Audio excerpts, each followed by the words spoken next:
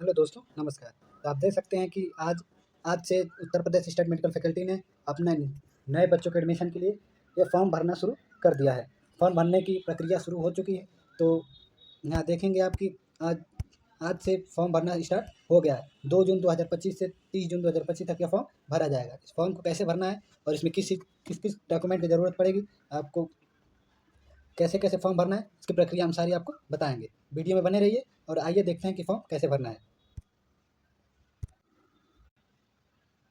Form भरने के लिए आप यहाँ पर लिख कम्युनिटी पैरामेडिकल सिलेक्शन यहाँ पे क्लिक कर सकते हैं। क्लिक करने के बाद आप देख सकते हैं कि यहाँ पे लिखा हुआ है कि यह फॉर्म 2 जून से 2025 से भरा जाएगा और 30 जून 2025 तक यह फॉर्म भरा जाएगा। इसके बाद यह फॉर्म नहीं भरा जाएगा। तो फॉर्म भरने के लिए आपको सबसे पहले न्यू रजिस्ट्रेशन पे क्लिक करना है। न्यू रजिस्ट्रेशन क्लिक हियर पे क्लिक करना है, अपने रजिस्ट्रेशन करना है। रजिस्ट्रेशन की प्रक्रिया कैसे-कैसे क्या करना है, आइए आपको हम बताते हैं। तो न्यू रजिस्ट्रेशन पे क्लिक करने के बाद आपके एक ये ऐसा पेज खुलेगा। इस पेज में क्या-क्या भरना है, तो सबसे पहले आपको दिख रहा होगा कि कैंडिडेट फर्स्ट नेम भरना है। जो भी जिस बच्चे का फॉर्म भरना है, वो अपना नाम भरेगा। अभ्यर्थी का पहला नाम भरना है, मिडिल नेम भरना ज़रूरी नहीं है, इसे छोड़ देना है वैसे ही। और उसके बाद भरना है कैंडिडेट लास्ट नेम भरना है। फिर कैंडिडेट फादर नेम भरना है, कैंडिडेट मदर नेम भरना है। कैंडिडेट मदर नेम भरने के बाद अब नीचे आएँगे तो यहाँ पर दिख रहा है date of birth. Date of birth भरना है यहाँ पर, डेट ऑफ बर्थ भरना है। डेट ऑफ बर्थ भरने के बाद दिखा है यहाँ पे कैंडिडेट ईमेल आईडी वही लिखेंगे, भरेंगे जो ईमेल आईडी आप हमेशा यूज़ करते रहेंगे। ईमेल आईडी भूलना नहीं है आपको, ईमेल आईडी और पासवर्ड हमेशा याद रखना है, वैसी ईमेल आईडी आपको इसमें डालनी है। उसके बाद अब नीचे आएँगे तो देखेंगे ईमेल आईडी के बाद कन्फर्म ईमेल आईडी भरनी है। ईमेल आईडी के बाद कन्फर्म ईमेल आईडी वही ईमेल आईडी भरनी है, 2 बार भरनी है। उसके बाद भरने कैंडिडेट मोबाइल नंबर भरने के बाद भरना है कैंडिडेट कन्फर्म मोबाइल नंबर। मतलब कन्फर्म मतलब एक ही मोबाइल नंबर को 2 बार भरना होता है और दोनों मोबाइल नंबर सेम भरना है और ईमेल आईडी भी दोनों सेम भरनी होती है। उसके बाद जनरेट ओटीपी आप क्लिक कर देंगे।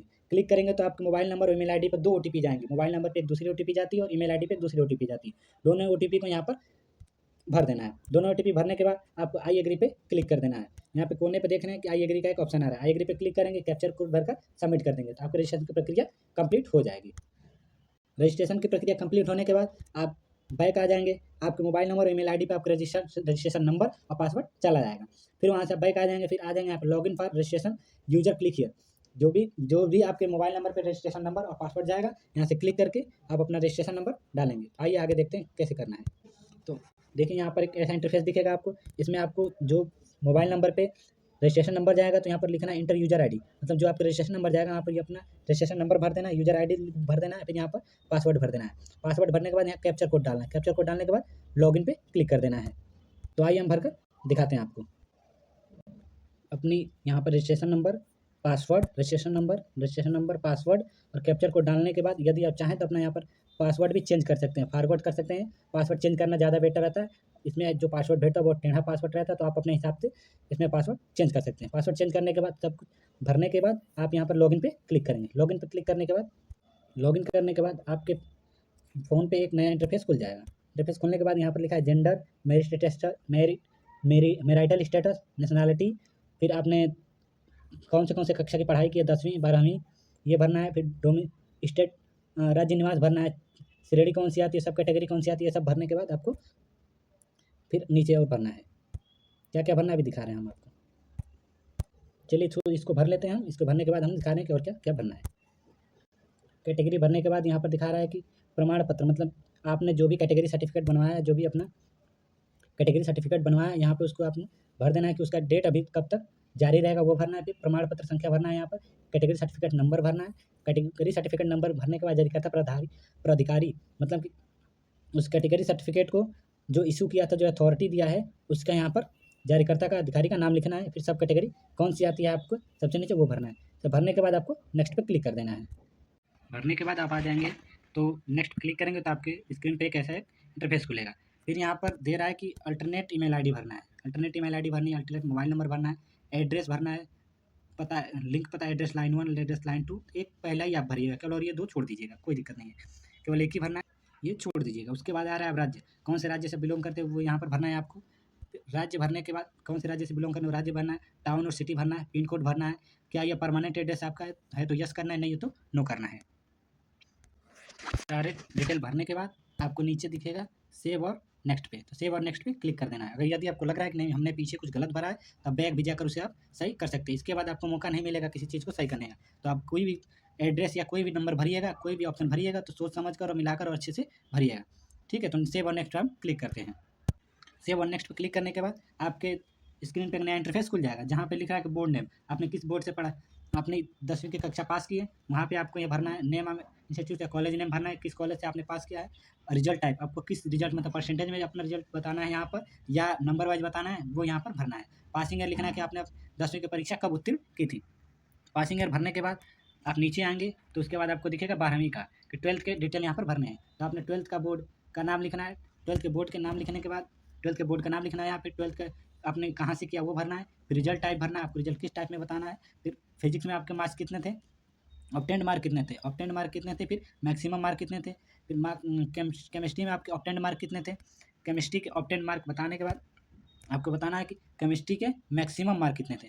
उसके बाद ऑब्टेंड सब्जेक्ट में चुना गया सब्जेक्ट आपने क्या मैथ से किया है या बायोलॉजी से किया है, वो आपको यहाँ पर चूज़ करना है। फिर आपने 12th की परीक्षा कब उत्तीर्ण की थी, आपको यहाँ पर भरना है।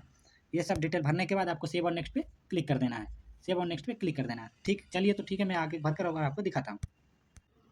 जब आप अपना डिटेल भर देंगे, सेव और नेक्स्ट पे क्लिक करने के बाद आपकी स्क्रीन पर नया इंटरफेस खुल जाएगा, जहाँ पे दिख रहा है कि आपको बैंक अकाउंट का डिटेल भरना है। यहाँ पर बैंक अकाउंट का डिटेल भरेंगे, अकाउंट नंबर भरेंगे, अकाउंट नंबर भरने IFSC कोड भरना है, ब्रांच नेम भरना है, ब्रांच नेम फिर से भरना है, फिर नेम या अकाउंट होल्डर का नाम, जो भी आप ऑप्शन भरेंगे या जिस भी ऑप्शन में आप डिटेल्स भरेंगे अच्छे से ध्यान देकर और पूरे सावधानियों के साथ भरेंगे, क्योंकि या फिर एडिट करने का ऑप्शन नहीं आता है। ठीक है, ये सब भरने के बाद आप नीचे आ जाएंगे, नीचे आएंगे तो अपलोड डॉक्यूमेंट अपलोड का ऑप्शन आ जाएगा। डॉक्यूमेंट क्या क्या अपलोड करना है, तो आपको अपलोड करना है एक पासपोर्ट साइज़ का फ़ोटो, जो कि फ़ोटो पूरा पीछे का बैकग्राउंड क्लीन और साफ रहना चाहिए, और आपका फ़ोटो किसी फ़ोन या मोबाइल से नहीं खींचा होना चाहिए। आप अपना फ़ोटो किसी जाकर फ़ोटोशॉप पर खिंचवाएंगे, और पीछे का बैकग्राउंड आप ब्लू या वाइट रख सकते हैं। और हस्ताक्षर आपको यहाँ पर अपना सिग्नेचर अपलोड करना है। सिग्नेचर अपलोड करने के बाद 10th का सर्टिफिकेट अपलोड करना है, 10th का मार्कशीट अपलोड करना है, फिर 12th का मार्कशीट अपलोड करना है। SC ST या OBC जिस कैटेगरी से आप बिलोंग करते हैं, यहाँ पे कैटेगरी सर्टिफिकेट ही आपको अपलोड करनी है। कैटेगरी सर्टिफिकेट अपलोड करने के बाद आप नीचे आ जाएंगे, नीचे देखेंगे यहाँ पे अपना जो भी जिस बैंक की आप पासबुक का आपने वहाँ पर ऊपर डिटेल भरा था, उसी पासबुक की यहाँ पर एक फ़ोटो कापी आपको, ये ओरिजिनल ही कॉपी को यहाँ पे स्कैन करके अपलोड करनी है। अपलोड करने के बाद आप नीचे आ जाएंगे, नीचे आने के बाद यहाँ पर आपको फ़ीस कितनी लगेगी, तो फ़ीस आपको 1500 रुपये पे करना है। इस फॉर्म के कितने 1500 रुपये पे करना है आपको। फ़ीस कैसे, या बिल डेस्क के या UBI या जैसे पे करना हो, या ICICI बैंक से करना हो, इससे पे कर सकते हैं आप। उसके बाद आप नीचे आएंगे, डिस्क्लेमर पढ़ेंगे कि डिस्क्लेमर में क्या क्या लिखा हुआ है। डिस्क्लेमर क्लिक करने के बाद कैप्चर कोड भर देंगे। कैप्चर कोड भरने के बाद यहाँ पर प्रीव्यू या बैक का ऑप्शन है। प्रीव्यू का मतलब होता है कि आप अपने फॉर्म भरे हैं तो अपने फॉर्म को देख सकते हैं कि आपके फॉर्म में कोई गलतियाँ या कोई त्रुटियाँ तो नहीं है। देखने के बाद यदि आपको लग रहा है कि गलत है तो बैक पे जाएंगे और अपने जाकर त्रुटियों को सही करेंगे। उसके बाद सारे ऑप्शन भरने के बाद, सारे डॉक्यूमेंट अपलोड करने के बाद सबमिट पे क्लिक कर देंगे। सबमिट पे क्लिक करने के बाद आपका फॉर्म फिलअप हो जाएगा, और फॉर्म फिलअप हो जाएगा। ऐसी और इन्फॉर्मेटिव वीडियो जानने के लिए हमारे चैनल को लाइक शेयर और सब्सक्राइब करें। धन्यवाद।